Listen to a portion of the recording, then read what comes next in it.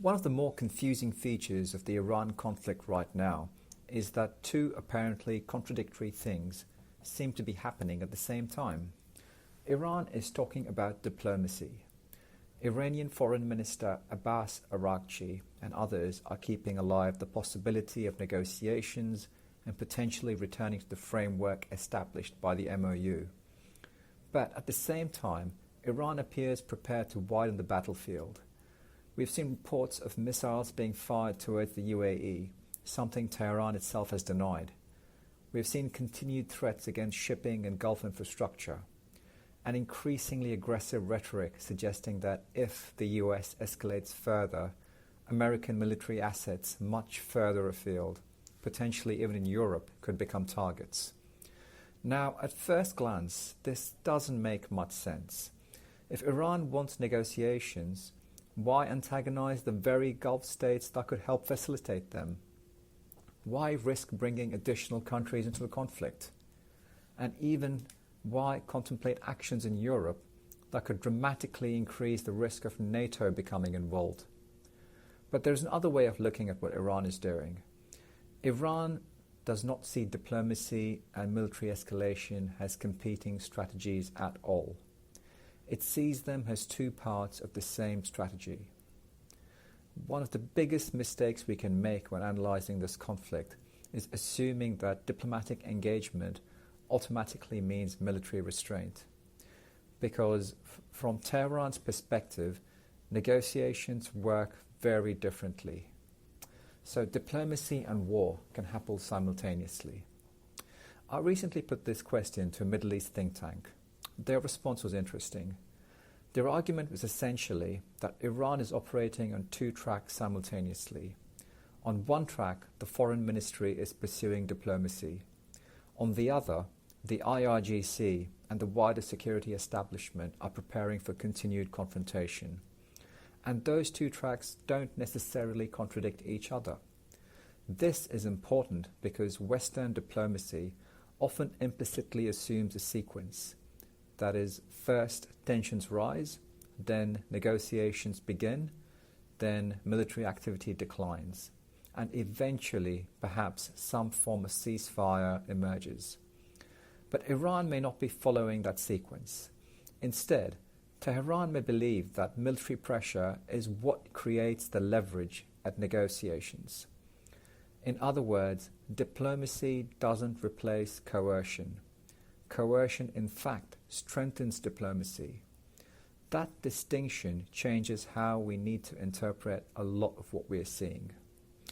And what about the UAE? The UAE question is particularly interesting. Over recent years, Abu Dhabi and Tehran have carefully rebuilt parts of their relationship. The UAE has generally pursued a pragmatic foreign policy towards Iran. It has maintained economic ties, reopened diplomatic channels, and even tried to avoid becoming directly entangled in the confrontation between Iran, Israel, and the US. So if Iran fired missiles towards the UAE this week, it would appear to undermine years of careful diplomatic work. But that assumes the relationship was based on some kind of binding security understanding. Now, it probably wasn't. So there's an important point here. Any formal or informal pause in attacks against the UAE, Kuwait, shipping, or other regional targets should not necessarily be interpreted as a permanent truce. Without a formal ceasefire sanctioned by the UN, a functioning diplomatic process or enforceable agreement, any of these arrangements are very fragile. They are understandings, they are not guarantees, and that distinction matters enormously during a war. Iran may still value its relationship with the UAE, but Tehran may simultaneously believe that demonstrating the vulnerability of Gulf states serves a strategic purpose. The purpose isn't necessarily to start a war with Abu Dhabi. It may be to remind everyone in the region that the costs of continued escalation cannot be geographically contained. So what is Iran's message to the Gulf? Now this brings us to what may be the broader strategy. Iran has long faced a fundamental military imbalance. The US has vastly greater conventional military power. Israel has significantly technological and intelligence advantages, and the Gulf states collectively possess enormous economic resources. Now, Iran cannot easily compete symmetrically, so it needs to change the strategic equation. One way of doing that is to make the cost of attacking Iran much larger than the damage inflicted on Iran itself. So think about geography. The Persian Gulf contains some of the world's most important energy infrastructure. The Strait of Hormuz is one of the world's most important energy choke points. Major American military facilities are scattered throughout the region. Iran therefore possesses something extraordinarily valuable strategically: the ability to transmit the cost of war outward.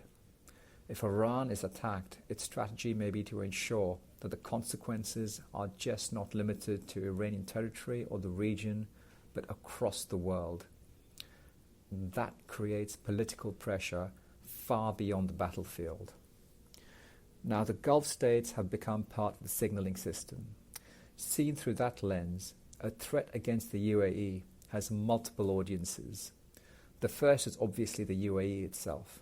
The message is that you may want neutrality, but you cannot assume that neutrality completely insulates you from this conflict.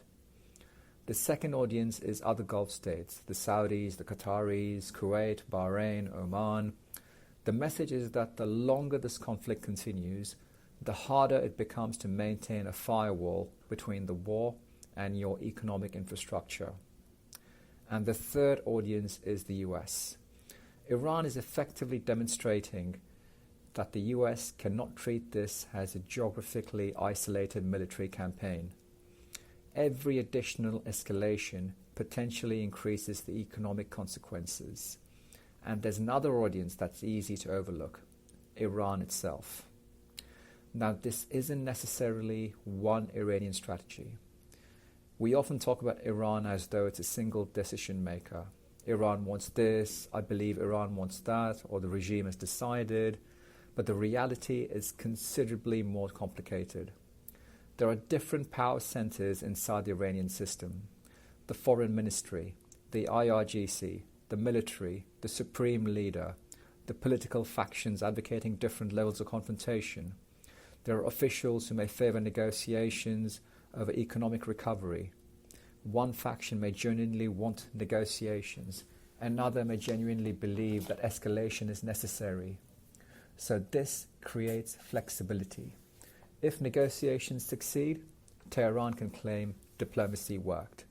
If negotiations fail, the IRGC and the military is positioned for escalation. From Iran's perspective, that is rational thinking, but from everyone else's perspective, is extremely dangerous. Now, the European threat from Iran is very different. Here we come to perhaps the most concerning part of this discussion: the possibility of Iran targeting American military assets in Europe. We need to be careful here. Rhetoric is not the same thing as operational intent. Iran frequently uses threatening language as part of deterrence and brinkmanship, and not every threat comes an attack. But dismissing the rhetoric entirely would be a mistake. Iran has historically maintained networks and capabilities outside the Middle East. European authorities have previously disrupted alleged Iranian-linked operations. So the concept of Iran possessing the capability to conduct operations in Europe is not inherently implausible. The bigger question is whether Tehran would actually choose to cross that threshold, because the strategic risks would be enormous. And why Europe changes this equation. Attacking US forces in the Middle East is one thing. Attacking a US military facility on European territory is potentially something very different. It would immediately create difficult questions for the host country. It could create pressure for a collective European response. And depending on the circumstances, it could trigger debate about NATO's Article 5.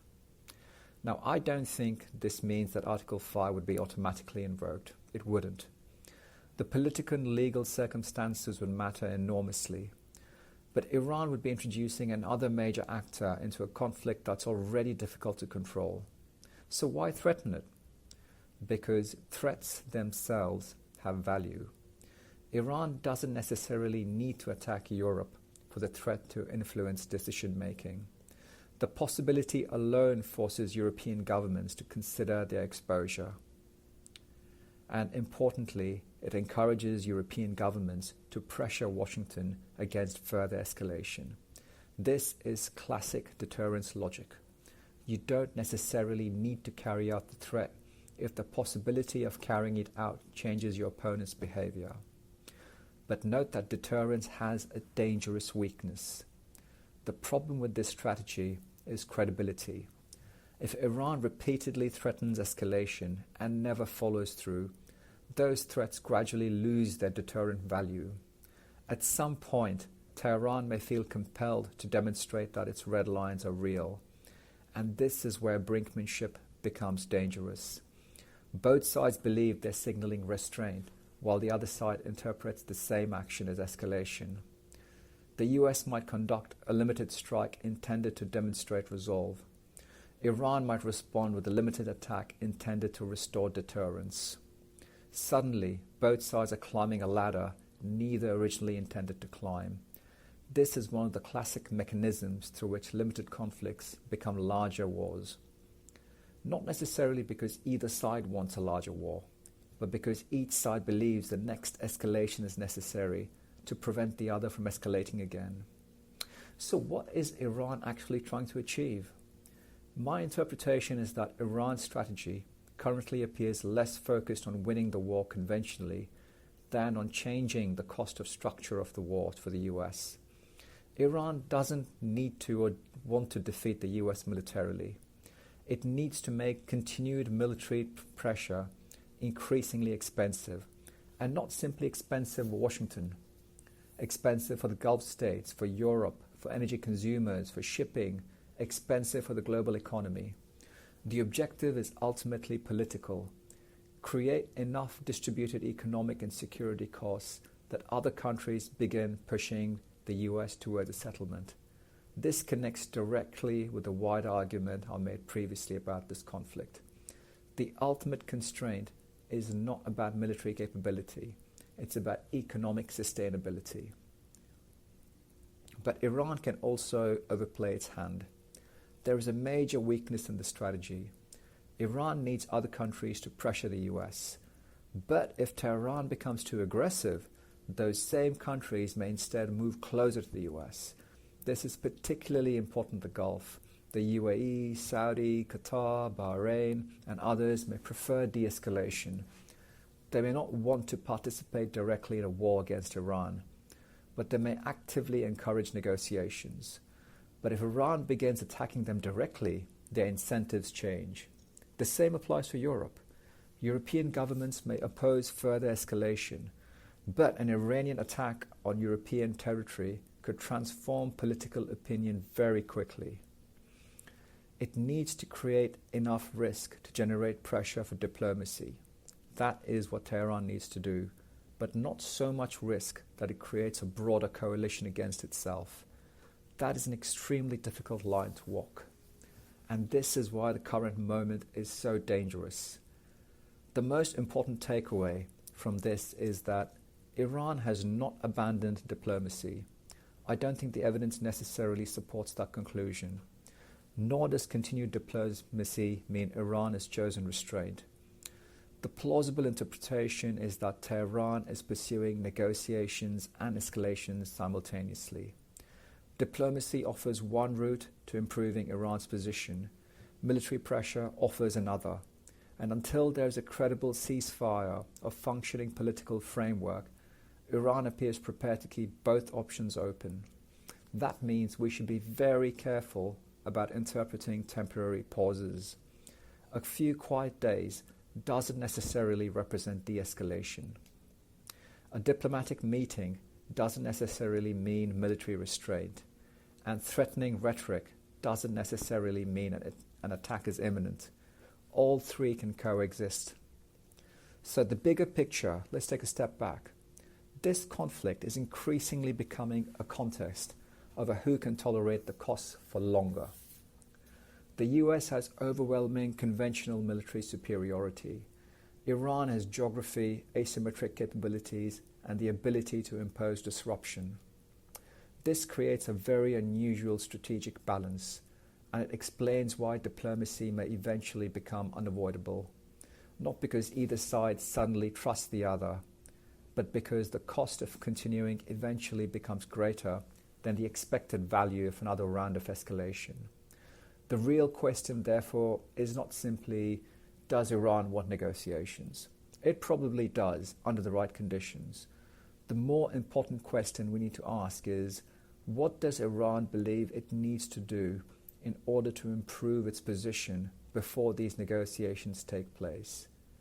And right now, the answer appears to be keep talking, keep threatening, maintain the ability to escalate, and convince as many countries as possible that allowing the war to continue will ultimately cost them too.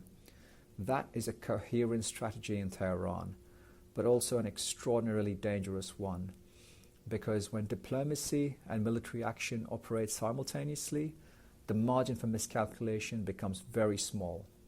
And in a region containing the world's most important energy choke points, multiple military bases of the US, several major energy exporters, one miscalculation could change the trajectory of the war very quickly. That, more than any individual missile launch or diplomatic statement, is the risk that we should be watching. Thank you.